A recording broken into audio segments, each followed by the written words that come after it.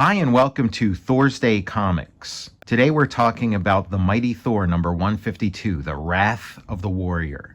I'm Tom Scioli, author of Godzilla's Monsterpiece Theater, a new comic series from IDW, which will be in stores in just a couple more weeks. Also, in the month of October, we celebrate Jacktober. It's a month-long celebration of the life and work of Jack Kirby, with a series of 31 drawing prompts, one for each day.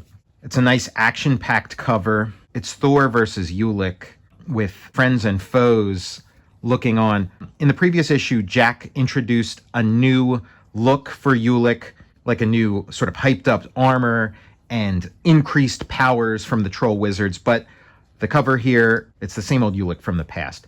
And so we pick up where the previous issue left off, Thor fighting the Destroyer, who, unbeknownst to him, is occupied by the soul of Sif. He's fighting the Destroyer, but inside of it is Sif. Rereading this, I thought that there was going to be more hay made with this concept, that it was really going to center on the tension that we as the readers know that if he destroys the Destroyer, he'll be destroying Sif, he'll be destroying her soul, but that Thor doesn't know this, and I thought there would be more made of that, and that there'd be a little more jeopardy, which is pretty quickly brought to an end. Odin watches it happen.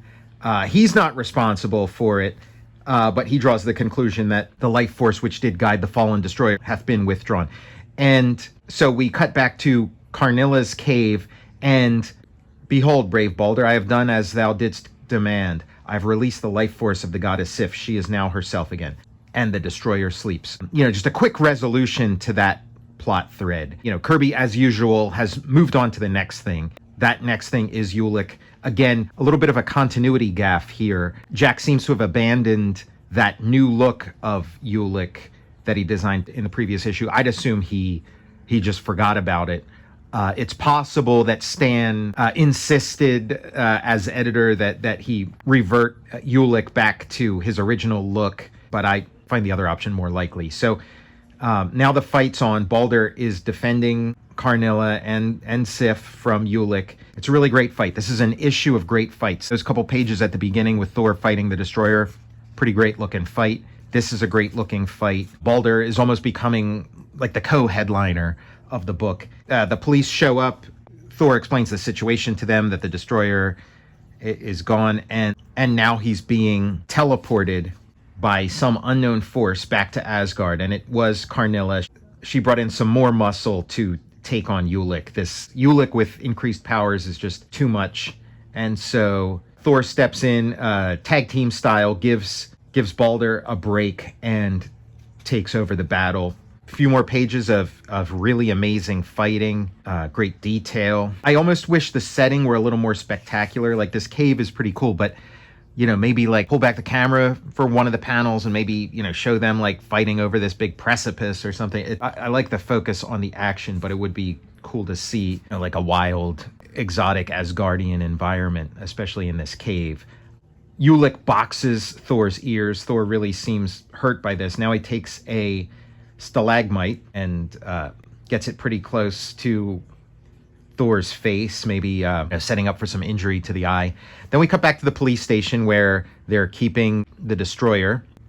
I guess he'll be safe enough here, whoever he is. I wonder what Goldilocks meant when he said a decision would reach us from Asgard. And so somebody shows up to collect the Destroyer, a guy from the museum, but it's Odin in his Clark Kent outfit, his sort of mortal guys that he uses to move through the world. And then they get the call from the actual guy from the museum, that old trope. And when they run in, the Destroyer and Odin are gone. Now we cut back to the battle with Ulik. Thor's once again in the battle of his life, but Loki is watching and plotting. Ulik is a force of nature, but then again, so is Thor. Ulik gets in a good kick and double-fisted punch, which sends Thor reeling and makes him drop Mjolnir. Thor runs up with a giant haymaker, punches Ulik through a wall and into a bottomless pit that's on the other side of that wall, hurling Ulik into the bottomless abyss of shadows from which none who live have ever returned. Ulik's going to be falling down that bottomless pit for a couple issues before we see him again. Thor is congratulated. Somebody points out, "Thine hammer, it is gone. Evil Loki, none but he possesses the sorcery or the skill. The battle then hath just begun." So it seemed like in the previous issue, we were segueing out of the Destroyer storyline into a possible Troll War 2 storyline with Ulik with this new armor, an entourage of cool-looking troll villains, and amped up power from troll wizards. All very promising, but pretty quickly, it seems like Kirby got bored with that, resolved it super quick, and now it's a Loki stole Thor's hammer story. We've been down this road before, but on the last page of a comic, you need some kind of cliffhanger, especially Thor. Thor seems very cliffhanger dependent, especially since it's not a full book length story. It's a little shorter than book length because we have backups. Not a bad cliffhanger. Gets us set up for the next issue. Next, Return to Earth. But yeah, I really would have liked to have seen Troll War 2, but maybe this is an instance of Jack Kirby saving all that kind of stuff for, New Gods when he gets to DC. We have the final Inhumans backup story. We've been centering on Triton for the past few issues. Now he arrives in New York, scares some guys away, punches a truck so that it spins like a dynamo. The police are after him. He rips the ground up, jumps into the sewer, swims away. Really nice pose on this panel. Reminiscent of issue 1 of the Fantastic Four when the Thing has to make his getaway. He draws a conclusion about his brief encounter with mankind. Through their achievements, they have gained great power, but in their ignorance, that power can menace all who live upon this earth. I must return to Black Bolt and give him my report. The humans believe in destroying what they do not understand. Woe to our people if they should find our land. Our island home is far too vulnerable. Sooner or later, they will discover it. We must create a safer refuge where we can be forever hidden. You have given the sign of assent. That means you agree. You yourself will find our haven.